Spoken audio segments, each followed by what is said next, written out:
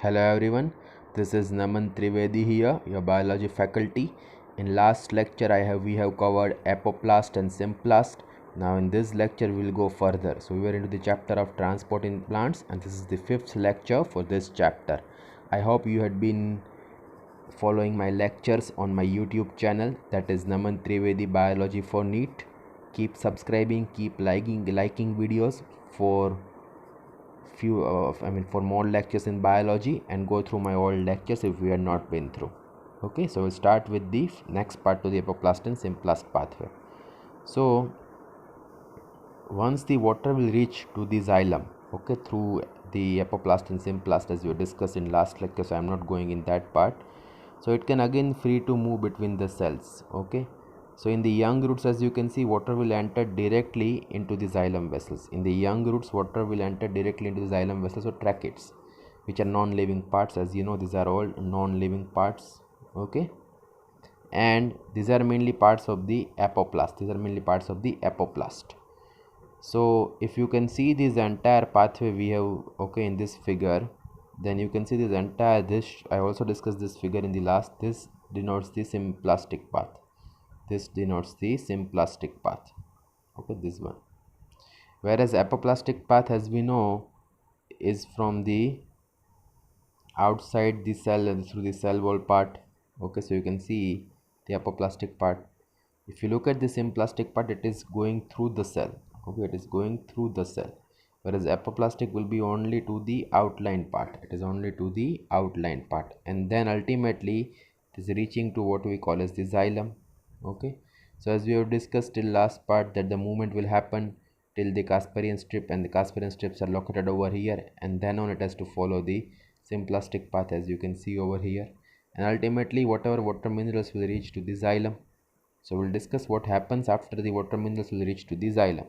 So again, in the xylem, which is non-living part, water will enter directly, and this is also considered as a part of the apoplast. Okay, the path we have seen of the mineral ions.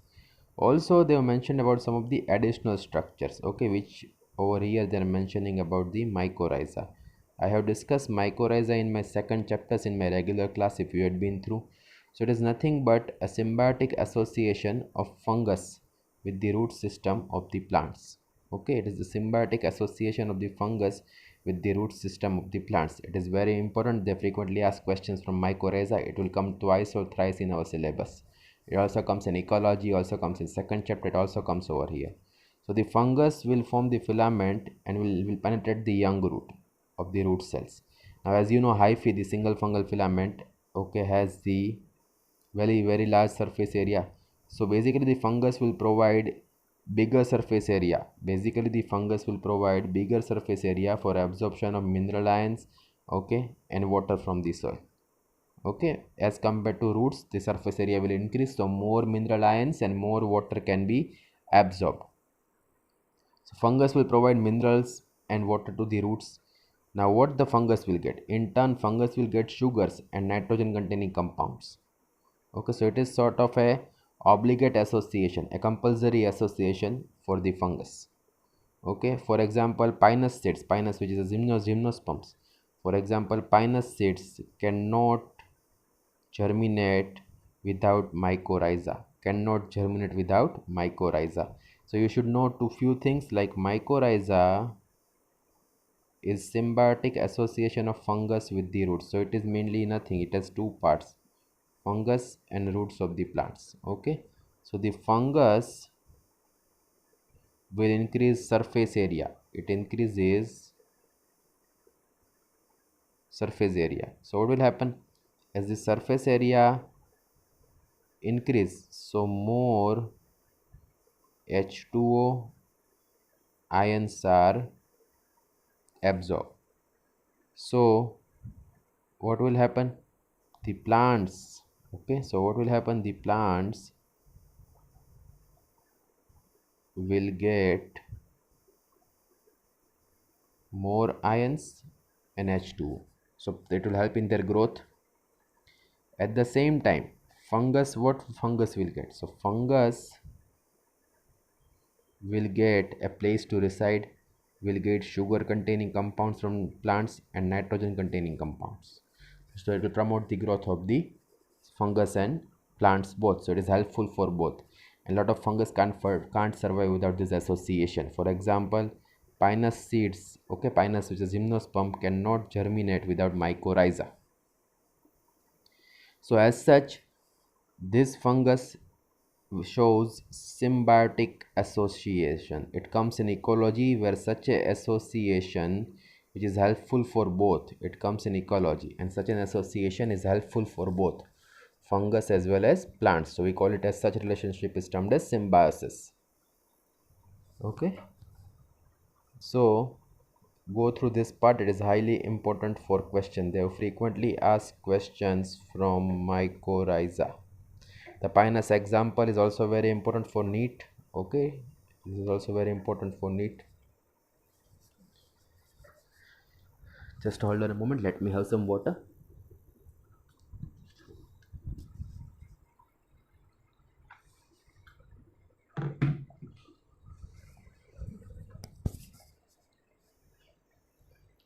Okay, so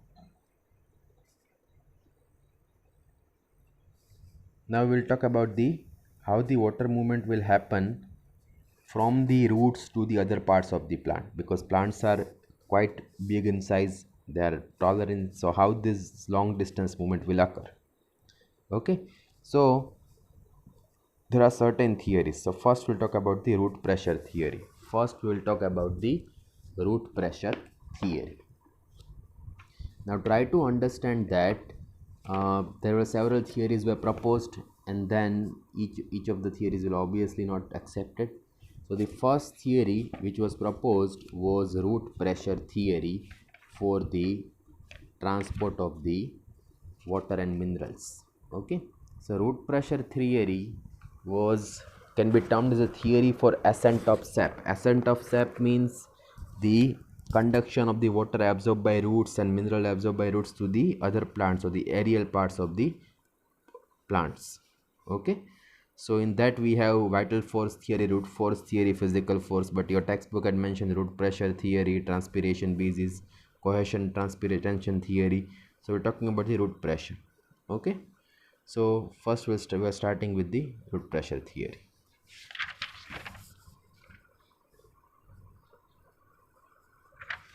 Yeah. So as you know, there are a lot of ions will be going through the active transport. So ATP is used to the vascular tissues of the plants. Okay, and this will basically lead to the potential gradient formation, and that's why the pressure will increase inside the xylem. Okay, now this positive pressure is what we call as root pressure. This positive pressure is what we call as root pressure. So here it states that ions are mainly transported actively. Ions are mainly transported actively. So ATP used in this. So ATP is used in this. Thus it leads to, and then the water will follow. And then the water will follow. So it leads to a gradient formation. So it leads to a gradient formation. And such gradient is what we call as positive root pressure. That is, after ionic absorption, water will also enter, and such a gradient is what we call as root pressure or positive root pressure. So how can we know that root pressure will exist, or how whether it is, I mean, what's the proof of it is the presence of this root pressure? So if you know, when there is a lot of atmospheric moisture, especially in the early winter mornings in our part, and if you cut the horizontally the stem near the blade, okay, you will see that some drops will come out. Some drops will come out on the stem of the, let's say it's the stem, so you can see some drops are coming out. Okay, and that shows that it is because of the positive root pressure. That is, the pressure is from the roots towards the upper part of the stem. So this shows positive root pressure. This shows positive root pressure. Okay, so you can try this in small plants. You cut it, water sol, or some exudate will come out, or some exudate will come out. Okay, so whatever comes out of this after cutting is termed as exudate. It's termed as exudate. It can be slimy, it can be sticky also. Okay, sometimes. It is easily absorbable at the night. Okay. Now if you've seen that when there is evaporation is low, okay, when there is, because at night there is no sun, so evaporation is low, so excess water will collect in the special openings at the tip of grass plate. Excess water will collect at the special openings at the tip of grass plates. Okay. So it is very commonly observed in the grasses, where you will see that there is excess water will collect when evaporation is low near the what we call as the special openings of vein near the tip of grass blade, and also in a lot of herbaceous plants, this entire water loss in liquid phase which is seen in grass and all, this entire water loss which is seen in grass and all is termed as guttation. Guttation is a favorite question of NEET. It was asked in 2018. So if you go out early morning and if you observe the grass or small plants, then you will see that there is water accumulated near the tip of the leaf, because where their veins are located, and that is what we call as mainly guttation. Okay. It is commonly observed in oat, cucumber, okay, grasses. Okay, so keep that in mind. Okay, small plants or small herbs also you can observe it. Okay. So this is because the rate of absorption is more than that of water loss, and that's why the root pressure is built up and it comes out on the leaf surface through the hydathodes. It comes out through the leaf surface through something termed as hydathode. Hydathode is important. So if you take this leaf, okay, I'm just drawing it. If you take this leaf, okay, this is the grass leaf, okay, then over here these are the structures. Here there are veins, okay, and here you will see that there is some sort of water droplets are located, as you can see, and this is what we call as guttation. Observed mainly in grasses. They ask this question, that where are hydathodes located? So hydathodes are the place where the water loss will happen. Okay, so it is mainly water will come out through these hydathodes, and hydathodes is located where it is present. Hydathodes are located in tip of veins of leaves. Hydathodes are located in tip. Oh my god. Okay, just a moment. Hydathodes are located in tip of veins of leaves. Keep that in mind. This water which comes out, it is termed as gutted water. Guttation definition is important from textbooks. Remember it. It contains inorganic compound and it contains organic salts. Okay, and it is obviously not pure, because it is mainly the sap content of the plants, whatever is absorbed by the roots. Okay. So basically if you talk about the root pressure can only provide the modest push. It cannot lead to this longer distance transport. Okay. So for tall trees it is not relevant. For tall trees, root pressure cannot function for transport. Okay. So for that maybe we need to have other theory. So this theory was not able to explain the long distance water transport. Okay. So it just helps in establishing a continuous chain of water molecules. Okay, and for that then the tensions will be created by transpiration, and transpiration is responsible for this absorption maybe. So root pressure does not account for majority of transport. Of the water, while mainly root pressure will account for transpiratory pool. Okay, so main reason for the longer distance transport is transpiratory pool. So from this, guttation is the most important for question, because root pressure can only transport for short distance. For long distance root pressure cannot work, and that's why we have another theory which we call as the transpiration pool. Okay, that's why we have another theory which we call as the transpiration pool. Now, as you know, transpiration is nothing but it is basically the water lost, okay, by the plants through the stomatal mechanism. So there can be few types of transpiration like cuticular, lenticular, bark, and stomata. Okay, so transpiration can be of four types. Water loss which will happen by the plant, the transpiration, what we call. So this transpiration can be of four types, or through four ways plants can lose the water. Through four ways plants can lose the water. So the first one is, it can be cuticular, or from the cuticular part of the plant or central surface. Then it can be from lenticular, or it can be from the lenticels in the bark of trees, the pores which we see. Or it can be also from the the bark part. It can be also from the bark part. And fourth one is from the stomata. So in this chapter we will discuss in detail about the stomata, as it is responsible to, it is as the stomatal one, as the stomata is responsible to for 50 to 90% or 97, on some books mention 98% of water loss or of transpiration is by what we call as stomata, is by stomata. So we'll discuss mainly about stomatal transpiration in this chapter. Okay, so as you know, plant doesn't have heart or any circulatory system, and water is mainly moved by xylem. Is responsible for upward movement of the water. Okay, now if we have seen the rates of the movement exhibited by plants. We have seen that the rates of the movement exhibited by plants is up to 15 meters per hour. Rates of the movement is up to 15 meters per hour. Okay, so how it is possible?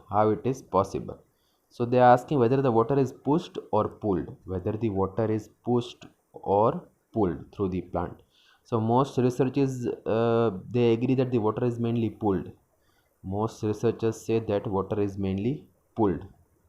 Okay, and the driving force is, for this pull is what we call as the driving force is mainly the transpiration. So the water is lost from the leaf, and this creates a pull. So from the roots the water is again absorbed. So this is the main driving force. And hence the water, as we can see, will always move from the roots to the leaves. So we have another theory called cohesion, tension, transpiration, pull model. Okay, but what will generate transpiration pull? Okay, so as there is a calculation that less than 1% of water is used in photosynthesis and plant growth. Most of the water is lost through the stomata, and this is called as transpiration. Most of the water is lost through the stomata, and this is called as transpiration. I have discussed three types of transpiration: through lenticels, through cuticle, through bark. And then stomata, your textbook only mentions stomatal because it is the 50 to 98% will be through this. Okay, so if you want to study this transpiration, or maybe I don't know whether you've done this practical or not, then if you take the any of the leaf, okay, and then you cover this leaf with the polythene bag, the next day you will see over here there is water droplets will be there inside. Okay, you can also see, do the same experiment by using the cobalt chloride. Okay, so now we'll discuss about the transpiration, and then we'll end the lecture. So transpiration is the evaporative loss of water. It is the evaporative loss of water by plants. Okay, mainly stomata accounts for, as I told you, it accounts for 50 to 98% of water loss by plants. So we'll discuss for the stomata. Okay, normally stomata are open during daytime and they are closed during night. This is one of the most important paragraphs for the question. Okay, this paragraph is most important for question. This also, both of these, they frequently ask questions in the NEET direct sentences. So as you know, the opening of closing of stomatal pore, the opening of closing of stomatal pore is regulated by guard cells. Okay, center it has aperture which we call as stomatal aperture. It is thick and elastic. So I am explaining you this stomatal aperture with the guard cells. So as you can see, this part is the stomatal aperture. If you see this, it has the guard cells has this sort of microfibrils which is made up of the cellulose. So these are what you see, this structure what you see, okay, this structure where you see it is the guard cell. Okay, this are the what we call as the guard cell. Okay, this is the stomatal aperture or what we call as the pore through which water will come out, through which the H2O will be lost. And you see this, it has this sort of arrangement, which we call as the microfibrils. So I'll just draw so you can have an idea. So if you talk about the stomatal opening, then it is something like this. Okay, so this is our guard cell, our guard cell. This is the stomatal pore or aperture. Okay, these guard cells will have in this manner presence of the microfibril, and water is lost through this part.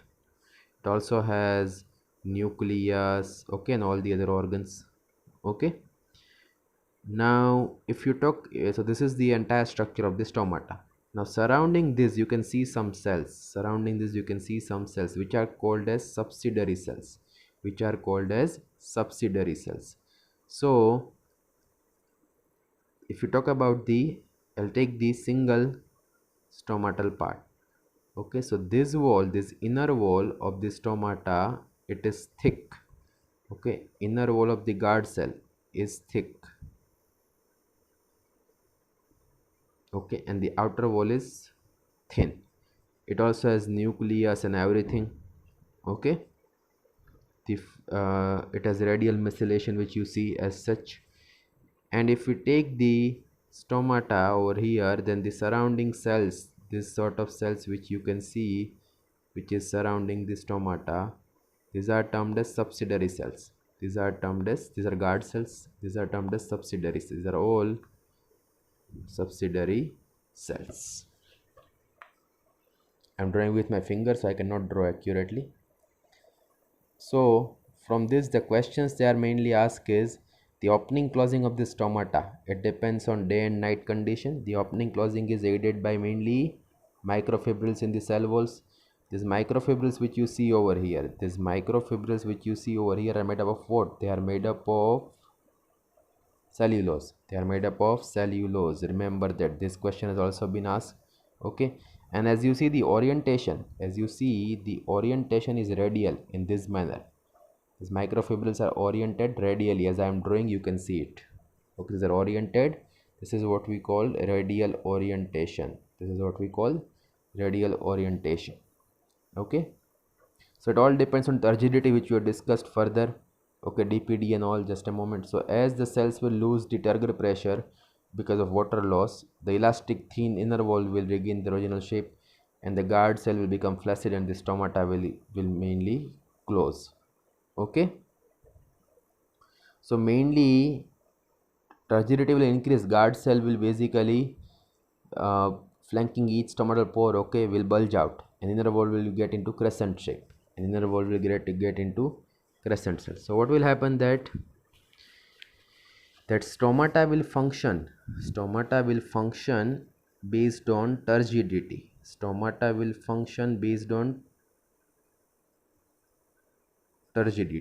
Okay, so how it will function? So I'm writing all these things over here, so kindly pay your attention. These are all question.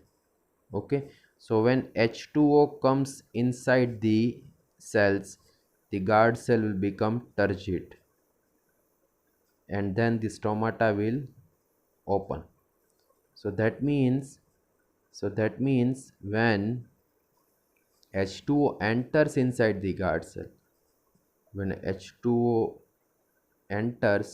guard cell will become turgid, and hence the stomata will open, and hence the stomata will open. Okay, so if you take another condition, that is when the water will move out, that is when the water will move out, H2O moves out, then guard cell becomes flaccid. I have explained all of these things, flaccidity, turgidity, in my last lecture. And the stomata will be closed, and the stomata will be closed. So when H2O moves out, guard cells become flaccid and stomata will be closed. Okay, so this increase and decrease in osmotic concentration is explained by various theories are there. Again, this is all turgidity operated thing. So osmotic concentration will increase, water will come in. So once again, when there is increase in osmotic concentration, when there is increase in osmotic concentration, at that time H2O comes inside, and that's why what will happen, the cells will become turgid means cells will expand. Okay, the cells will expand, so the pore opens. Okay, and when the water comes out or osmotic concentration decreases, okay, then what will happen, then in that case always, as you see, this stomatal pore will decrease in this size, and the closed stomata is closed, as you can see. If it is open, if the stomata is open, then you can see there is this bulging. Okay, so this is stomata is open, so it will happen when the water enters, it will happen when the water enters. So go through this part, it is highly important. Okay, they frequently ask questions from this part. Okay, I explained the same thing in simple words about the entry and exit, flaccidity, turgidity, you should know. Then they ask this question directly, that usually it comes also in the anatomy chapter, that usually in the lower surface of the dorsiventral or dicotyledonous leaf, dicotyledons you know have more stomata, while isobilateral or the monocotyledons have equal number of stomata on both these sides, have equal number of stomata on both these sides. So go through this paragraph, it is highly important for questions. They've asked this in recent last 2-3 years only. And transpiration can be affected by temperature, light, humidity, wind. Okay, so they have mentioned two factors. External factors can be temperature, light, humidity, wind speed. Okay, plant factors are number and distribution of stomata, percent of water, status of the plant, canopy structure and everything, how much expanded it is. So you should know about these factors. Okay, this question can be asked. This entire paragraph, this entire transpiration part is most important. In detail it is not required, so I am not going, because as you know we have to work smartly. But these are two most important paragraphs of our entire syllabus of this entire chapter, especially this diagram, this labeling, it is highly important. So go through it. If you have any questions you can ask me. Next lecture I will discuss the theories responsible for this ascent of sap. Okay, so that's all, we end our lecture over here. Keep mentioning your comments, keep asking questions in the comments, and keep following my channel. Stay safe, take care, and if you have any questions you're always free to WhatsApp me or to mention it in comments. Okay, and kindly share and forward and subscribe to my videos. Thank you guys, that's all for today. This is Naman Trivedi here, signing off.